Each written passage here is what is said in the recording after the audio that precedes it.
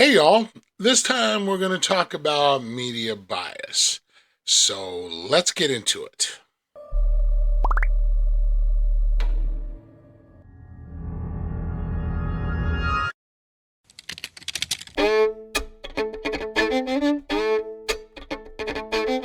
For me, there are several different kinds of media bias. One of them is the typical media bias that we see with the liberal media today. 90% of the coverage of Trump is negative, while 90% of the coverage of Kamala Harris is positive. Some other forms of media bias are what we have right here. Now, 60 Minutes has come under intense criticism. We talked about this last night. It seems they've tried to save Kamala Harris, removing one of her most incoherent answers from what was aired on Monday evening in the US.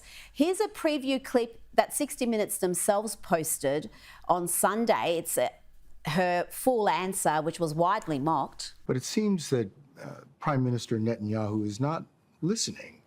Well, Bill, the work that we have done has resulted in a number of movements in that region by Israel that were very much prompted by or a result of many things, including our advocacy for what needs to happen in the region. But here's what viewers actually saw on Monday night on television. But it seems that Prime Minister Netanyahu is not listening. We're not going to stop pursuing what is necessary for the United States to be clear about where we stand on the need for this war to end.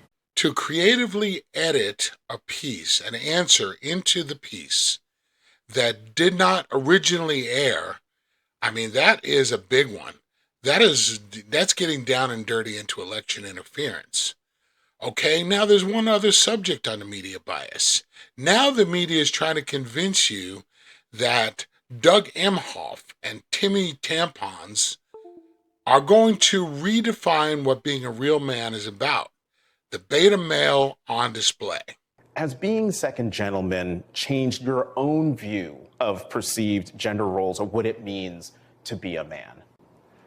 This is something I've thought about a lot and something I've spoken about a lot. There's too much of toxicity, masculine toxicity out there, and we've kind of confused what it means to be a man, what it means to be masculine, where you've got this trope out there that you've got to be tough and angry and lash out to be strong. It's just the opposite. The amazing thing is, there's nothing masculine about stolen valor. There's nothing masculine about pretty much ditching your battalion before they go to Iraq, and nothing masculine about saying, let's put tampons in the boys' bathroom. I'm not going to waste a lot of time.